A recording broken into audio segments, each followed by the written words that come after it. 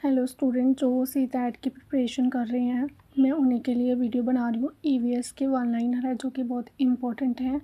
आप इनको लर्न कर लो, ठीक है। एक बार दिमाग में बिठा लो तो इजी हो जाएगा आपके लिए डायरेक्ट जो क्वेश्चंस आते हैं उससे करने के लिए, ठीक है। मैं आगे कंटिन्यू कर रही हूँ। ये 4th पार्ट है, 45 से स्टार्ट कर रही हूँ।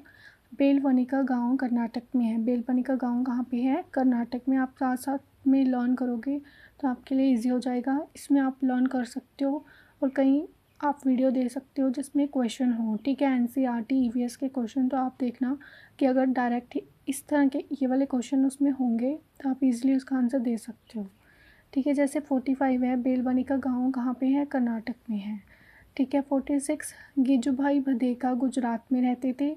उन्होंने बच्चों के लिए कई कहानियाँ लिखी। तो हम याद करेंगे कि गिजुभाई भदेका कहाँ पे रहते थे? गुजरात में। उन्होंने बच्चों के लिए क्या लिखा था? कई कहानियाँ लिखी थी। 47 एक भारतीय रॉबिन अपने अंडे सड़क के किनारे पत्थरों के बीच में देता है। एक भारतीय रॉबिन जो है वो अपने अंडे कहाँ पे देता है? सड़क के किनारे पत्थरों के बीच में। ये बहुत इंपॉर्टेंट है। 48 है कोयल जो है वो कौवे के घोंसले में अपना अंडा देती है। कोयल अपने अपने घोंसले में नहीं अंडा देती, किसके घोंसले में देती है? कौवे के, ठीक है। वो आपने याद रखना है। 49 है पक्षी अपने अंडे देने के लिए ही घोंसले का उपयोग करते हैं। क्या करते हैं? घोंसले का उपयोग क्यों करते हैं पक्षी? अपने अंडे देने के लिए, ठीक है। 50 है चूजे बड़े होने के बाद पक्षी अपना घोंसला छोड़ देते हैं। मतलब छोटे छोटे जो चूजे होते हैं वो जब बड़े हो जाते हैं फिर अपना घोंसला छोड़ देते हैं। 51 क्या है? नर्मदा आंध्र प्रदेश में है। आपको आ सकता है कि नर्मदा कहाँ पे है? आंध्र प्रदेश में, ठीक है। हिलगुंडी कर्नाटक में है।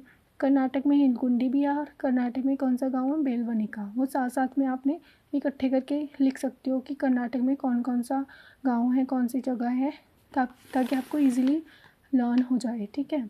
53 है हिलगुंडी में बच्चों की पंचायत को भीम संघ कहा जाता है। हिलगुंडी जो है उसमें बच्चों की पंचायत है, उसको क्या बोला जाता है? भीम संघ, जो कि बहुत इम्पोर्टेंट है।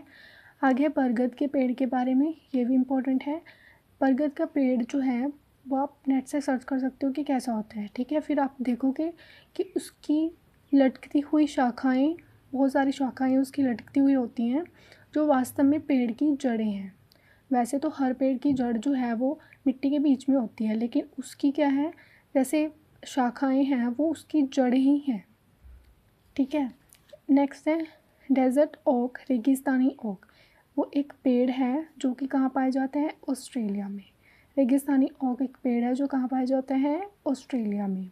56 ओक के पेड़ की जड़ें गहराई तक जाती हैं और पानी पेड़ के तने में जमा हो जाता है। पानी कहाँ पे जमा होता है? पेड़ के तने में, ठीक है। ये अलग है और ये अलग है, मतलब डेजर्ट ओक रेगिस्तानी ओक एक हो गया। ये दोनों एक पेड़ के बारे में बात हो रही है और ये अलग है, बरगद के पेड़ के बारे में बात हो रही है। उसके बाद है 57 असम में चावल की नई फसल के अवसर पर बिहू उत्सव मनाया जाता है। तो इसमें आपको आ सकता है कि बिहू उत्सव कौन सी जगह पे मनाया जाता है? असम में, ठीक है। आपको ये भी आ सकता है कि असम में चावल की नई फसल के अवसर पर कौन सा उत्सव मनाते हैं? बिहू उत्सव। ये भी आ सकता है कि असम में बिहू उत्सव जो है कौन सी नई फसल के, जब भी नई फसल होती है कब मनाया जाता है? कौन सी फसल के दौरान? चावल की नई फसल के दौरान बिहू उत्सव मनाया जाता है, ठीक है। 58 क्या है? माघ बिहू 14 और 15 जनवरी को। माघ बिहू कब मनाया जाता है? 14 या 15 जनवरी को। लेकिन अगर हम असमिया कैलेंडर के अनुसार देखें तो वो आता है 10वें महीने के पहले और दूसरे माघ में मनाया जाता है, ठीक है। ये आपको याद रखना है। 59 है बिहू के अवसर पर बांस से भेलाघर बनाते हैं। असम में बिहू उत्सव मनाते हैं और बिहू के अवसर पर क्या होता है? बांस से भेलाघर बनाते हैं, ठीक है। 60 है मुक्तापुर गांव आंध्र प्रदेश तेलंगाना राज्य के पोचमपल्ली ज़िले में है। अब पूछा जाएगा कि मुक्तापुर गांव कहाँ पे है? आंध्र प्रदेश तेलंगाना राज्य के पोचमपल्ली ज़िले में है। कौन से ज़िले में? पोचमपल्ली।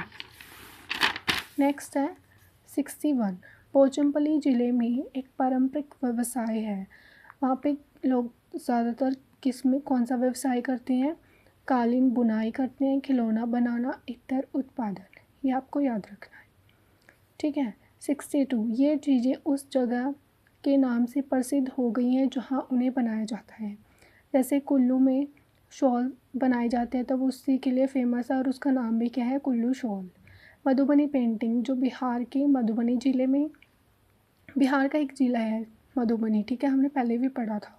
और वहाँ पे क्या होता है? मधुबनी पेंटिंग बनाई जाती है तो उसका नाम उसी के ज़िले के नाम से पढ़ा, ठीक है।